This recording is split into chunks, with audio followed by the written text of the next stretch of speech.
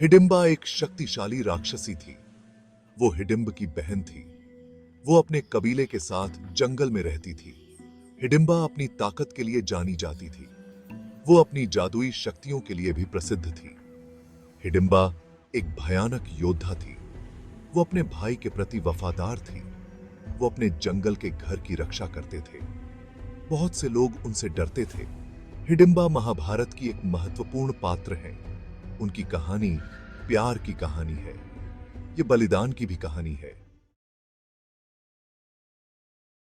हिडिंबा और हिडिंब एक पीसपूर्ण जीवन जी रहे थे। वो जंगल में रहते थे। उनकी शांति भंग हो गई। पंडावास जंगल में आए। वो वनवास में थे। पंडावास भाई थे। हिडिंब पांडवों को खाना चाहता था। उसने उन पर हमला कर दिया।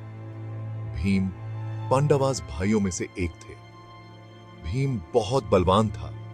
उसने हिडिंब को मार डाला। हिडिंबा बहुत दुखी हुई। हिडिंबा का दिल टूट गया था। वो गुस्से में भी थी। वो अपने भाई की मौत का चेंजा लेना चाहती थी। हिडिंबा ने खुद भीम को किलने का फैसला किया। वो उसे ढूंढने गई। हिडिंबा ने भीम को अकेला पाया। वो उस पर हमला करने वाली थी, लेकिन वो रुक गई। उसने उसकी ताकत देखी। उसने उसकी दयालुता भी देखी। हिडिंबा को भीम से प्यार हो गया। वो अपना चेंजा भूल गई। भीम भी हिडिंबा की ओर आकर्षित था। उन्होंने शादी कर ली। ये एक छोटा सा स्किल्डोह था। जल्द ही हिडिंबा ने एक बेटे को जन्म दिया। उन्होंने उसका नाम घटोत्कच रखा। घटोत्कच आधा राक्षस था। वो बहुत शक्तिशाली था। हिडिंबा अपने बेटे से बहुत प्यार करती थी। उसने उसे जंगल में रेज्ड। उसने उसे अपनी राक्षस विरासत के बारे में सिखाया। उसने उसे सही और गलत के बारे में भी सिखाया। भाग 5। घटोत्कच एक पराक्रमी वॉरियर। घटोत्कच सूनी बड़ा हुआ। उसे अपनी मां की ताकत मिली और अपने पिता की बहादुरी भी। घटोत्कच एक कुशल योद्धा था। वो अपना आकार बदल सकता था और वो उड़ भी सकता था। घटोत्कच पांडवों के प्रति वफादार था और कुस्टोप्त क्षेत्र युद्ध में उनके लिए बहादुरी से लड़ा। उसकी शक्तियां अमूल्य साबित हुई, जिससे वो पंडावा सेना में एक महत्वपूर्ण योद्धा बन गया। भाग 6। भाग्य का एक मोड़। बर्बरीक की प्रोफेसी। घटोत्कच का एक बेटा था। उसका नाम बर्बरीक था। बर्बरीक अपने पिता से भी बड़ा योद्धा था। उसके पास एक दिव्य हथियार था। ये किसी को भी पल भर में मार सकता था।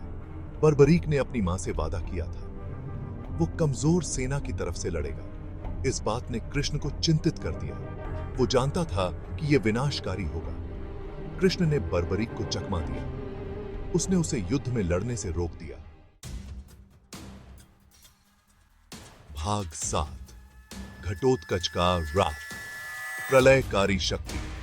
कुस्टोप्त क्षेत्र का युद्ध लंबा और भयंकर था। घटोत्कच पांडवों के लिए बहादुरी से लड़ा। उसने कौरव सेना में तबाही मचा दी। घटोत्कच की शक्तियां भयानक थीं। उसने उनका बहुत अच्छे से उपयोग किया। उसने कौरवों के कई वॉरियरों को मार डाला। कर्ण कौरव पक्ष का एक महान योद्धा था।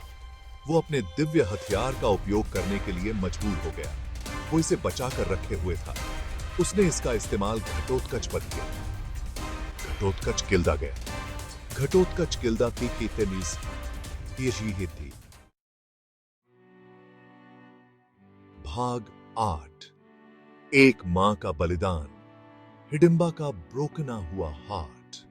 हिडिंबा का दिल टूट गया था। उसने अपना बेटा खो दिया था। उसने अपने पोते को भी खो दिया था।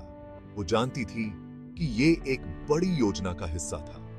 उसका बलिदान एक बड़े अच्छे के लिए था। वो मजबूत बनी रही। पांडवों के लिए हिडिंबा का प्यार कभी कम नहीं हुआ। उसने उनका साथ देना जारी रखा।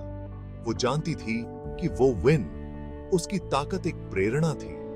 उसे जानने वाला हर कोई उसकी प्रशंसा करता था। वो एक सच्ची नायक थी। भाग 9। हिडिंबा की विरासत, प्यार और बलिदान का एक स्थायी सिंबल। हिडिंबा की कहानी एक याद हार्ट आती है। प्यार कहीं भी खिल सकता है, सबसे अनपेक्षित जगहों पर भी। उसने चेंजे से प्यार को चोज। वो अपने पति के प्रति वफादार रही। उसने एक बहादुर बेटे की परवरिश की। हिडिंबा का बलिदान बहुत बड़ा था। उसने बड़े अच्छे के लिए सब कुछ त्याग दिया। उन्हें उनकी ताकत के लिए याद किया जाता है।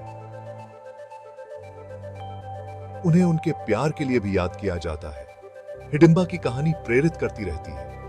यह हमें प्यार, बलिदान और साहस के बारे में सिखाती है।